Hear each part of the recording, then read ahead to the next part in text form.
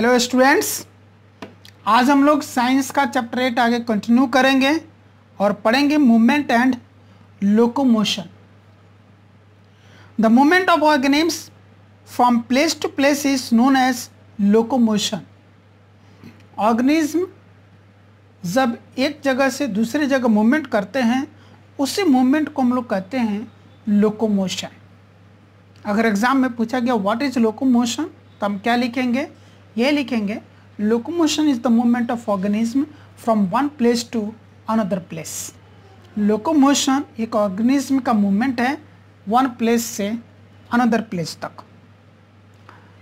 Animals move through air, on land और in water. Animals एक place से दूसरी प्लेस तक कैसे जाते हैं? कुछ एनिमल्स थ्रू एयर जाते हैं, जैसे कि बर्ड्स और बहुत सारे फ्लाइंग इंसेक्ट्स हैं, उड़ने वाले कीड़े, हनी बीज हैं, हाउस फ्लाई है, ये सब बटरफ्लाई है। One place to another place through air जाते हैं, हवा में उड़ करके जाते हैं। बहुत सारे ऐसे एनिमल्स हैं जो ऑन लैंड, एलिफेंट है, काऊ है, गोट है, ऑक्स है, बफेलो है, लॉयन है, लेपर्ड है, टाइगर है। ये सब ऑन लैंड ही ज़मीन पर ही चलकर एक जगह से दूसरी जगह जाते हैं। और कुछ एनिमल्स ऐसे हैं जो वाटर में, जैसे कि फिश, ये वाटर में एक प्लेस से दूसरे प्लेस तक जाते हैं, यानी कि लोकोमोशन करते हैं। This different media ask for different demands and confer different advantages to support locomotion। ये जो अलग अलग मीडिया है, किसी को हवा में से होकर जाना है, किसी को ज़मीन पर चलना है, किसी एनिमल को वाटर में, पानी में, जल में एक जगह से दूसरी जगह चलकर जाना है। ये अलग अलग जो मीडिया है उनको लोकोमोट करने का, एक जगह से दूसरी जगह जाने का, वो अलग अलग तरह का सपोर्ट डिमांड करता है। यानी कि अलग अलग तरह का body design, body feature demand करता है एनिमल्स में। हवा में उड़ने के लिए बॉडी फीचर, बॉडी डिज़ाइन कुछ और ही होना चाहिए। पानी में, जल में एक जगह से दूसरी जगह जाने के लिए, लोकोमोशन करने के लिए बॉडी डिज़ाइन कुछ और ही होना चाहिए। और लैंड पर, ज़मीन पर एक जगह से दूसरी जगह जाने के लिए बॉडी डिज़ाइन, बॉडी फीचर्स कुछ और ही चाहिए। और इनका अपना एक अलग एडवांटेज भी है। हवा में लोकोमोशन करने का एक अलग एडवांटेज है, लैंड पर लोकोमोशन करने का एक अलग एडवांटेज है, वाटर में लोकोमोशन करने का एक अलग एडवांटेज है।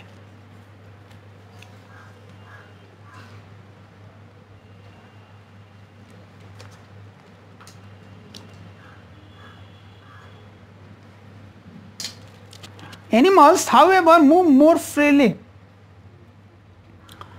जो एनिमल्स होते हैं वो कुछ ज़्यादा ही आज़ादी से मूव करते हैं, लोकोमोशन करते हैं। It is obvious when you call your pet dog it comes running. जाहिर सी बात है, जब आप अपने पालतू कुत्ते को बुलाते हैं तो दौड़ के आपके पास आता है। The same is not true of a tree. लेकिन यही बात एक पेड़ के लिए नहीं है। अगर आप किसी पेड़ को, प्लांट को, ट्री को कितनी बार भी आवाज़ दें, क्या वो चल के आपके पास आएगा? बिल्कुल नहीं। This ability to move has been used as a criterion to differentiate plants and animals. और ये जो लोकोमोशन करने की एबिलिटी है, इसके आधार पर भी हम लोग प्लांट्स और एनिमल्स को एक दूसरे से डिस्टिंग्विश करने में काम में लाते हैं। यानी कि plants do not locomote and animals locomote. क्या यूँ कह सकते, plants does not perform locomotion and animals perform locomotion. Though movement is quite common in plants, it is not always apparent. हालांकि प्लांट्स में भी मूवमेंट होता है, बट वो apparent नहीं होता, वो अच्छी तरह से विजिबल नहीं होता, अच्छी तरह से अंडरस्टैंडेबल नहीं होता है। Animals possess definite organs of locomotion। और जानवरों के पास लोकोमोशन करने के लिए डेफिनेट ऑर्गन्स होते हैं। Hence, the act of moving from place to place is known as locomotion. इस तरीके से एक जगह से दूसरी जगह मूव करने का जो प्रोसेस है उसको लोकोमोशन कहते हैं. It involves the movement of the whole body as in walking, running, swimming और फ्लाइंग. और इसमें पूरा का पूरा जो एक लिविंग बीइंग है, एक ऑर्गेनिज्म है, उसका पूरा का पूरा बॉडी ही one place to another place move करके जाता है, चाहे वो बाय वॉकिंग हो या फिर बाय रनिंग हो या फिर बाय स्विमिंग हो या फिर बाय फ्लाइंग हो. Movement is the change in position of only a part of the body as movement of stem towards light in plants. जबकि मूवमेंट जो होता है वो होल बॉडी का नहीं, बॉडी के कुछ हिस्से का ही मूवमेंट होता है, यानी कि चेंज इन पोजीशन होता है. बॉडी का कोई एक हिस्सा अपने पोजीशन में चेंज करता है तो हम कहते हैं कि उसमें मूवमेंट हुई है. जबकि लोकोमोशन तभी होगा जब एक लिविंग बीइंग के होल बॉडी के पोजीशन में चेंजेस आएगा, यानी कि पूरा का पूरा होल बॉडी मूवमेंट शो करेगा तो हम कहेंगे कि लोकोमोशन है. लेकिन पूरे बॉडी का एक पार्ट मूवमेंट कर रहा है, पूरे बॉडी का कुछ पार्ट से मूवमेंट शो कर रहे हैं, अपने पोजीशन में चेंजेस शो कर रहे हैं, होल बॉडी नहीं कर रहा है, तो हम उसको लोकोमोशन नहीं कहेंगे, उसको सिंपली हम लोग मूवमेंट कहेंगे. जैसे कि अगर आप अपने घर से चल करके स्कूल तक आते हैं तो ये आप लोकोमोशन कर रहे हैं. स्कूल से चलकर आप अपने घर तक जाते हैं तो ये लोकोमोशन है. लेकिन आप चाहे घर में हो चाहे स्कूल में हो, अपनी जगह पर बैठ करके केवल आप अपने हाथ और पैर हिला रहे हैं, बाकी शरीर वहीं उसी कुर्सी पर बैठा हुआ है. हाथ हिल रहे हैं, पैर हिल रहे हैं, हाथ और पैर की उंगलियां हिल रही है. आप बात कर रहे होंगे तो आपका गर्दन हिल रहा होगा, और भी शरीर के बहुत सारे अंग हिल डुल रहे होंगे, अपना पोजीशन चेंज कर रहे होंगे. लिप्स में भी मूवमेंट आपको देखने के लिए मिल रहा होगा, टंग में भी देखने के लिए मिल रहा होगा, आई लीड है उसमें भी मूवमेंट देखने के लिए मिल रहा होगा, और भी बहुत सारे आपके बॉडी के पार्ट्स हैं जिनमें मूवमेंट देखने को मिल होगी. फिर भी आपके होल बॉडी का पोजीशन चेंज उसमें नहीं हो रहा है तो सिंपली एक मूवमेंट है, लोकोमोशन नहीं है. वो लोकोमोशन तभी होगा आप जिस चेयर पर बैठे हैं वहाँ से पूरा का पूरा आपका शरीर उठ करके कहीं और जाता है, तब वो लोकोमोशन है.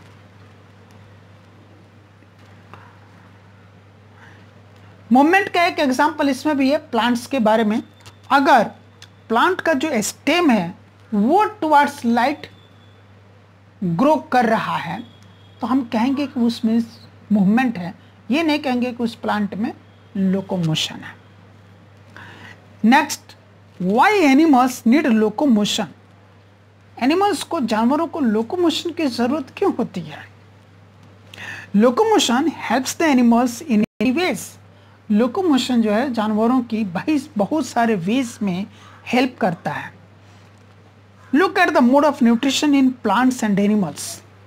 प्लांट्स और एनिमल्स के न्यूट्रिशन के मोड को देखें, आप जरा गौर से जानें और उसको समझें कि आखिर प्लांट्स अपना न्यूट्रिशन कैसे करते हैं, यानी कि कैसे खाते और पचाते हैं, और जानवर कैसे खाते और पचाते हैं. Plants can prepare their own food even while being fixed at a particular place. एक ही जगह पर फिक्स रहते हुए, स्थिर रहते हुए प्लांट्स अपना फूड खुद प्रिपेयर कर सकते हैं. They are called autotrophic. Plants को हम कहते हैं autotrophic. Animals have to move from place to place in search of food since they are heterotrophic. लेकिन जानवरों को अपने फूड की तलाश के लिए, अपने भोजन की तलाश के लिए एक जगह से दूसरे जगह जाने की जरूरत पड़ती है, क्योंकि एनिमल्स हेटरोट्रॉपिक होते हैं, ऑटोट्रॉपिक नहीं होते, वो अपना भोजन खुद नहीं बनाते. Locomotion helps the animals to move in search of food. यानी कि अब फूड के सर्च में मूवमेंट करने के लिए लोकोमोशन हेल्प करता है. It helps animals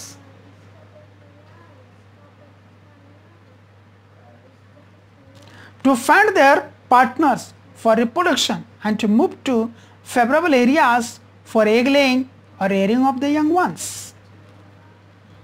locomotion animals की हेल्प करता है रिप्रोडक्शन प्रोसेस के लिए अपने पार्टनर की तलाश करने में और सूटेबल जगह पर जाने में जहां वो अंडे दे सकते हैं, अंडों को सेक सकते हैं और अंडों से चूजे निकाल सकते हैं, अपने बच्चे बाहर निकाल सकते हैं। Locomotion enables animals to move from an unfavorable place or environment to a favorable place or environment। Locomotion animals की इस बात में भी मदद करता है कि वो अनफेवरेबल जगह से फेवरेबल जगह पर जा सकें। It helps them to escape from their enemies and predators। और लोकोमोशन इस बात में भी हेल्प करता है कि जानवर अपने दुश्मनों से या फिर अपने शिकारियों से अपनी रक्षा कर सकें। तो आपने देखा कि एनिमल्स को लोकोमोशन करने की ज़रूरत है, किस लिए? पहली चीज़ फूड के सर्च के लिए, दूसरी चीज़ है अपने पार्टनर के सर्च के लिए ताकि वो रिप्रोडक्शन का प्रोसेस कर सकें, तीसरी जो चीज़ है वो एक सूटेबल प्लेस पर जा सकें जहाँ वो अपने अंडे दे सकें और अंडे को सेक कर उसमें से बच्चे चूजे बाहर निकाल सकें। अगली जो चीज़ है वो ये है ताकि वो एक अनफेवरेबल प्लेस से फेवरेबल प्लेस पर जा सकें। और अगली ज़रूरत ये है कि वो अपने दुश्मनों से या फिर शिकारियों से वो अपनी रक्षा कर सकें, इसलिए उनको लोकोमोशन की ज़रूरत है। द ह्यूमन, मानव, इंसान, corps skeletal system। In our body, there are different organ systems like the digestive system, respiratory system,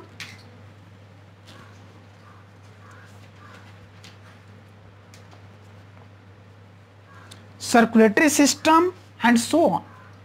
हमारे शरीर में बहुत सारे सिस्टम हैं। एक हो गया डाइजेस्टिव सिस्टम, न्यूट्रिशन सिस्टम भी कह सकते हैं उसको। दूसरा है रेस्पिरेटरी सिस्टम, तीसरा होगा सर्कुलेटरी सिस्टम, चौथा हो गया ट्रांसपोर्टेशन सिस्टम, है ना। कई बार सर्कुलेटरी सिस्टम को ही ट्रांसपोर्टेशन सिस्टम भी कहते हैं। देन है excretion system, excretory system, excretion के लिए नर्वस सिस्टम, रिप्रोडक्शन सिस्टम या रिप्रोडक्टिव सिस्टम। ऐसे बहुत सारे सिस्टम्स हैं जो मिल करके हमारे पूरे बॉडी को बनाए हुए हैं, पूरे हमारे बॉडी के ऑर्गेनाइजेशन को तैयार किए हुए हैं। This systems consist of delicate organs like stomach and heart. ये जो सिस्टम है, जैसे कि डाइजेस्टिव सिस्टम है, डाइजेस्टिव सिस्टम में क्या कहा जाता है? डाइजेस्टिव सिस्टम में हमारा माउथ आता है, माउथ के अंदर के जो सारे ऑर्गन्स हैं, टीथ है, टंग है, थ्रोट है, उसमें शामिल होते हैं। सैलिवरी ग्लैंड है, वो भी उसमें शामिल होता है। देन ओसोफेगस उसी का पार्ट है, स्टोमक उसी का पार्ट है, स्मॉल इंटेस्टाइन उसी का पार्ट है, लार्ज इंटेस्टाइन उसका पार्ट है, पैंक्रियाज उसका पार्ट है, लिवर उसका पार्ट है। डाइजेस्टिव सिस्टम के इतने सारे पार्ट्स हैं, इतने सारे ऑर्गन्स हैं। उसी तरह से जो हमारा सर्कुलेटरी सिस्टम है, सर्कुलेटरी सिस्टम का जो मेजर ऑर्गन है वो है हार्ट, और उसके अलावा जितने भी ब्लड वेसल्स हैं वो सारे आते हैं। देन रेस्पिरेटरी सिस्टम है, रेस्पिरेटरी सिस्टम में मेजर ऑर्गन वैसे तो नोज भी उसके अंदर है, विंड पाइप भी है, लंग्स भी है ना। देन हार्ट भी रेस्पिरेशन सिस्टम का एक हिस्सा बनता है, क्योंकि रेस्पिरेशन के लिए जो भी हम गैस ऑफ एक्सचेंजेस करते हैं वो गैसेस कहीं ना कहीं हार्ट से होकर के एक बार गुजरती ज़रूर हैं, तो वो भी एक तरीके से कह सकते होता है। देन आपका स्मॉल इंटेस्टाइन के विलाई होते हैं, उसके बाद सेल होते हैं, सेल का खासकर साइटोप्लाज्म होता है उसमें। तो ये सब उसमें जो वाइटल रोल है, जो मेजर रोल है वो है लंग्स का रेस्पिरेटरी सिस्टम में। उसी तरह सर्कुलेटरी सिस्टम का मेजर जो ऑर्गन हो गया वो हो गया हार्ट। एक्सक्रेटरी सिस्टम जो है, बॉडी से गंदगी को जो बाहर निकालना है, उसमें जो मेजर ऑर्गन आ जाता है आपको लंग्स हो गया फिर से, क्योंकि एक्सचेंज ऑफ गैसेस वो भी करता है, कार्बन डाइऑक्साइड को निकाल बाहर करता है जो कि बॉडी के लिए एक वेस्ट है। देन है किडनीज, ब्लड को फिल्टर करता है, जो नाइट्रोजनस वेस्ट होता है उसका सॉल्यूशन को यूरिन के फॉर्म में वो बॉडी से बाहर निकालते हैं। कुछ देर के लिए वो यूरिन यूरिनरी ब्लैडर में स्टोर रहता है, तो वो भी उसका एक हिस्सा बनता है। देन है आपका स्टूल पास करने के लिए बॉडी का एक वेस्ट है, स्टूल जिसको कि आप लैट्रिन बोलते हैं, उसको बॉडी से बाहर निकालने के लिए रेक्टम, है ना, जैसे ऑर्गन्स की जरूरत पड़ती है। तो ये सारे वाइटल रोल प्ले करते हैं। To support and protect these organs in their places and to keep the body upright, a rigid supporting system or framework is required. सभी जो ऑर्गन्स के बारे में मैंने आपको बताया, इन सभी ऑर्गन्स को प्रोटेक्ट करने के लिए, इनको सपोर्ट करने के लिए, इनको अपने प्लेस पर रिजिड बनाए रखने के लिए और हमारे पूरे बॉडी को अपराइट बनाए रखने के लिए एक रिजिड फ्रेमवर्क की ज़रूरत होती है। वही रिजिड फ्रेमवर्क हमारा बॉडी का स्केलेटल सिस्टम है। सच अ फ्रेमवर्क और supporting system is called the skeleton और स्केलेटल सिस्टम। ऐसा एक फ्रेमवर्क, ऐसा एक सपोर्टिंग जो सिस्टम है उसको हम लोग स्केलेटन या फिर स्केलेटल सिस्टम कहते हैं। यहाँ पर आप फिगर में हमारे पूरे के पूरे स्केलेटल सिस्टम को देख सकते हैं। स्केलेटल सिस्टम इन ह्यूमंस, ये जो आप देख रहे हैं ये है स्कल, खोपड़ी, उसके बाद ये जॉ बोन्स, जबड़े, है ना, उसके बाद आप नीचे ही ये हो गए बोन्स ऑफ अपर लिम्स, हाथ के ये हड्डियां हैं, हाथ की हड्डियां, देन ये रिब्स, पसलियां हैं चेस्ट के, ये हैं बैक बोन, रीढ़ की हड्डी, देन ये देखिए थाई बोन, जांग की हड्डी है देन है ये नी कैप, घुटने का कैप है ये जो नीचे का हिस्सा आप देख रहे हैं ये है बोन्स ऑफ लोअर लिम्ब, यानी कि पैर की हड्डियां हैं, ये लोअर लिम्ब की हड्डियां हैं तो ये स्केलेटल सिस्टम का हिस्सा है।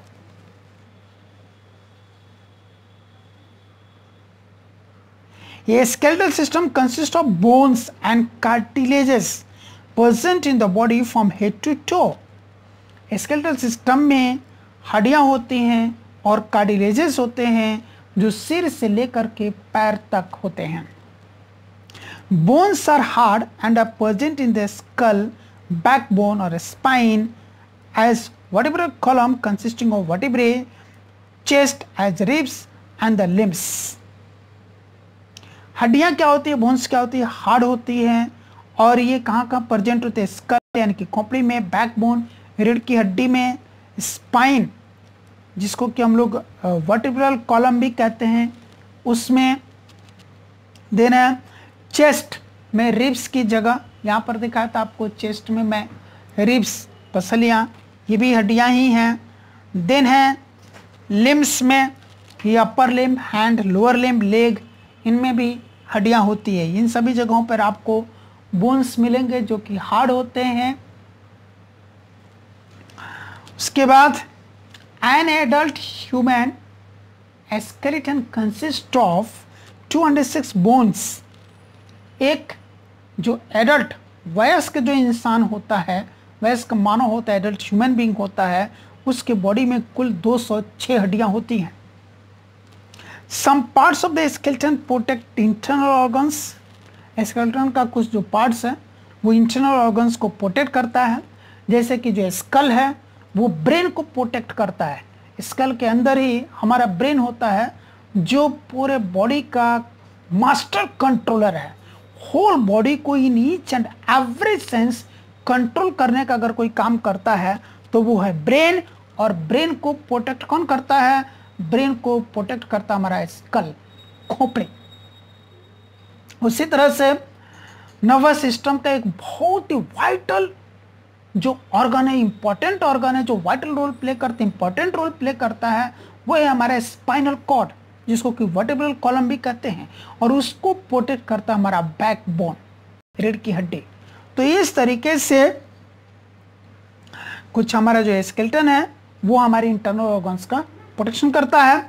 Other parts support our body and allows us to move. और शरीर के जो बाकी जो हिस्से हैं, बोनी पार्ट्स हैं, वो क्या करते हैं, बॉडी को सपोर्ट देते हैं और मूवमेंट में हेल्प करते हैं। Bone is a mixture of soft living material and hard non living mineral salts. Bone क्या होता है, दरअसल एक मिक्सचर होता है, उसमें एक सॉफ्ट लिविंग मटेरियल भी होता है, मुलायम, लिविंग मतलब सजीव, मटेरियल वस्तु, तो यानी कि वो सॉफ्ट लिविंग मटेरियल भी होता है उसमें, और hard non living material salt भी होते हैं। ये दोनों मिल करके बोन तैयार होता है। This makes bone hard and prevent it from being brittle, और यही बोन को, हड्डियों को हार्ड बनाता है और उसको ब्रिटल होने से भी रोकता है। ब्रिटल यानी कि क्षणभंगुर, जो हल्के से चोट पे या प्रेशर पे जो चीज़ टूट जाए उसी को कहते हैं हम लोग ब्रिटल। तो ऐसा होने से भी हड्डियों को बचाता है। उसका जो स्ट्रक्चर है, क्या स्ट्रक्चर की, वो मिक्सचर है सॉफ्ट लिविंग मटेरियल और हार्ड नॉन लिविंग मटेरियल का। Also know this, when we are born we have more than 300 bones in our bodies. जब हम जन्म लिए थे तो हमारे शरीर में 300 से भी अधिक हड्डियां थी। By the time we are grown up they are about 208। और अब तक जब आप छठी क्लास में पढ़ रहे हैं, 6th क्लास में, इस वक्त बहुत सारे उसमें से जो आप बड़े हो चुके हैं, जितने बड़े आप थे जन्म के समय उसकी तुलना में अभी आप बहुत बड़े हो चुके हैं। अब आपके शरीर में सिर्फ 208 हड्डियाँ रह गई हैं। धीरे धीरे आप और बड़े हो जाएंगे और हमारी उम्र में आ जाएंगे, हमारे एज में जब आप आ जाएंगे तो आपके शरीर में सिर्फ 206 हड्डियाँ ही बचेंगे। तो बाकी सारी हड्डियाँ जा कहाँ रही हैं, यानी कि छोटी छोटी हड्डियाँ बाद में ज्वाइंट होकर के बड़ी और मजबूत हड्डियाँ बाद में बना लेती हैं। Many of the infants' bones get joined together or fused। बच्चे की जो बहुत सारी हड्डियाँ हैं वो आपस में ज्वाइंट हो जाती हैं, आपस में मिक्स हो जाती हैं और फिर एक सिंगल बोन बना लेती है।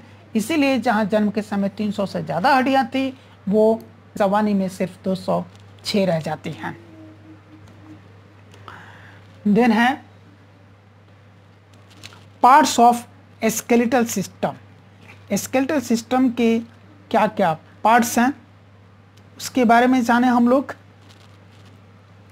बोन्स ऑफ द स्कल, खोपड़ी की हड्डियां, रिब्स, चेस्ट की, सीने की जो पसलियां हैं वो, वर्टिब्रल कॉलम यानी कि स्पाइनल कॉर्ड, इसमें इंक्लूड हो जाता है बैकबोन और स्पाइन दोनों आ जाते हैं, and the limbs that is hands and legs, ये सभी मिल करके स्केलेटल सिस्टम बनाते हैं। देन हम लोग देखें functions of skeletal system. Skeletal system का फंक्शन क्या है, उसका काम क्या है जी। पहला काम है प्रोटेक्शन का। It protects delicate internal organs from injury. हमारे शरीर के अंदर के जो नाजुक अंग होते हैं उनको इंजुरी से बचाने का इनका काम होता है। चोटिल होने से, घायल होने से बचाने का काम ये स्केलेटल सिस्टम करते हैं। फॉर एग्जाम्पल यहाँ पर आप देखिए चित्र में, ये है बैकबोन, रीढ़ की हड्डी। ये क्या करता है कि हमारे स्पाइनल कॉर्ड को, है ना, स्पाइन को प्रोटेक्ट करता है ना, किसी भी तरह की इंजुरी से।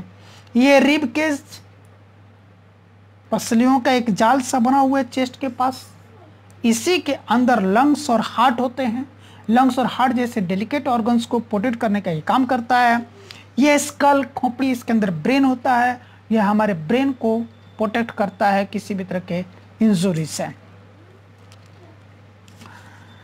देन नेक्स्ट जो फंक्शन है स्केलेटल सिस्टम का, ये आप देख रहे हैं यहाँ पर एक्सरे पिक्चर है हमारे हाथ की हड्डियों का। हाथ में कैसे कैसे हड्डियाँ हैं उनका पूरा ढांचा यहाँ पर बना हुआ, आप गौर से देख सकते हैं।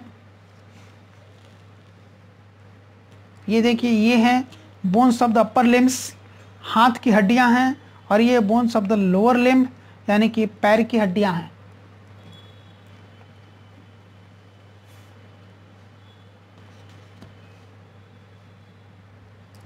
Then provides form and shape to the body.